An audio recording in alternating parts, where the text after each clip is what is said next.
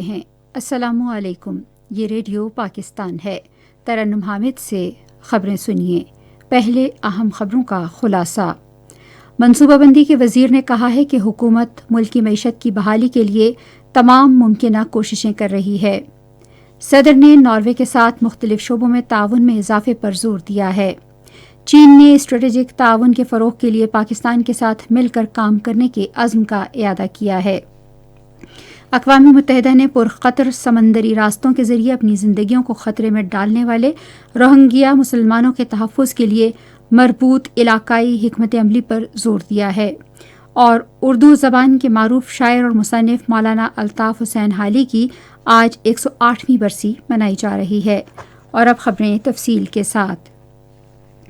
منصوبہ بندی اور ترقی کے وزیر احسن اقبال نے کہا ہے کہ حکومت ملک کی معیشت کو بہتر کرنے کے لیے تمام ممکنہ اقدامات کر رہی ہے۔ آج لاہور میں ایک نیوز کانفرنس سے خطاب کرتے ہوئے انہوں نے کہا کہ اتحادی حکومت نے ملکی معیشت کی بحالی کو بڑے چیلنج کے طور پر قبول کیا ہے۔ انہوں نے کہا کہ حکومت قوم کے بہترین مفاد میں اقدامات کر رہی ہے۔ منصوبہ بندی کے وزیر نے کہا کہ کسی بھی ملک نے پاکستان کی معیشت کے حوالے سے منفی بات نہیں کی۔ صدر ڈاکٹر عارف علوی نے ناروے کے ساتھ تجارت، کاروبار، سرمایہ کاری اور ماحول دوست توانائی سمیت مختلف شعبوں میں روابط اور تعاون کو فروغ دینے پر زور دیا ہے۔ انہوں نے یہ بات ناروے کے لیے پاکستان کی نامزد سفیر سعدیہ الطاف قاضی سے اسلام آباد میں ملاقات میں کہی۔ صدر نے تعلیم، پیشہ ورانہ مہارت، دفاع اور پاکستانی پھلوں اور سبزیوں کی برآمدات کے شعبوں میں دو طرفہ تعاون کی ضرورت پر بھی زور دیا۔ انہوں نے کہا کہ دونوں ملکوں کے درمیان تجارت میں اضافے کی ضرورت ہے کیونکہ 12 کروڑ 80 لاکھ ڈالر کا موجودہ تجارتی حجم دستیاب امکانات سے بہت کم ہے۔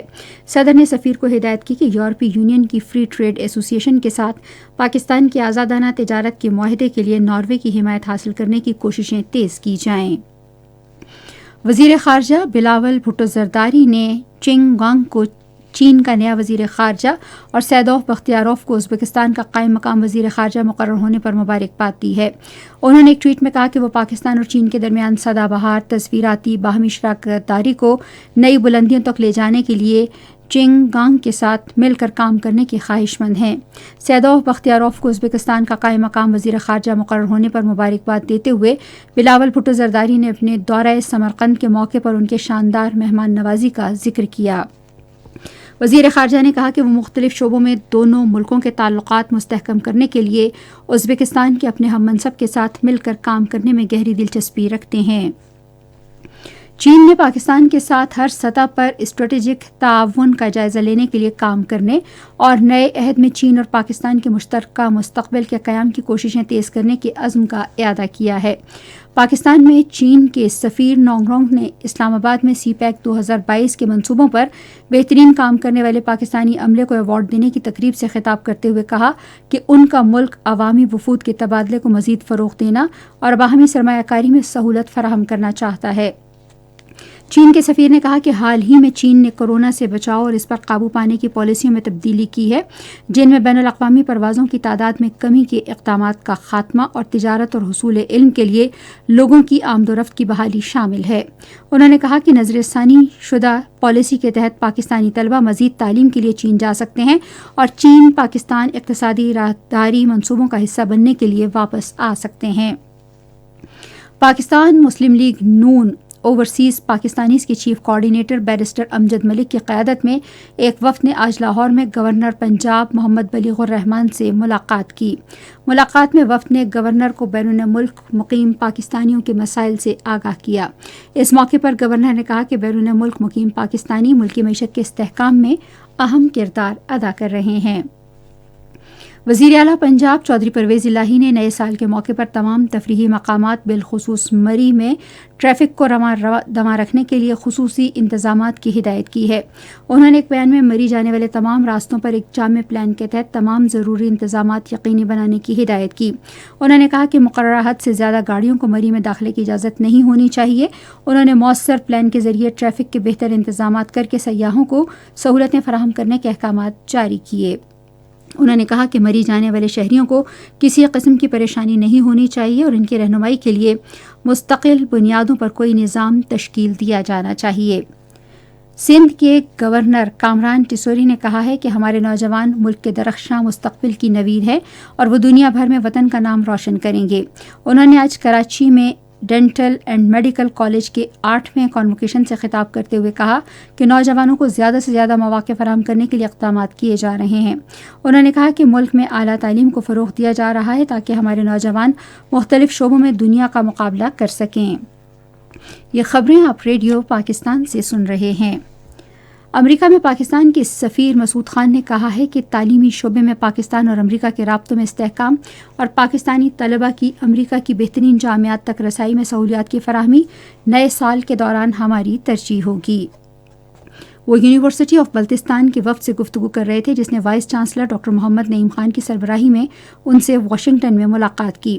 مسعود خان نے کہا کہ دونوں ملکوں کے درمیان کئی دہائیوں پر محیط تعاون سے پاکستانی نوجوانوں کے لیے نئے مواقع پیدا ہوئے ہیں اور ان کے تعلقات اور تاثر بھی بہتر ہوا ہے.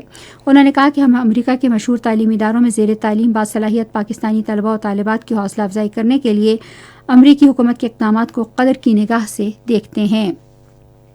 بھارت کے غیر قانونی زیر قبضہ جموں و کشمیر میں پھنسائی مودی حکومت نے ضلع اسلام آباد میں سینئر حریت رہنما عامر خان کا گھر منہدم کر دیا ہے.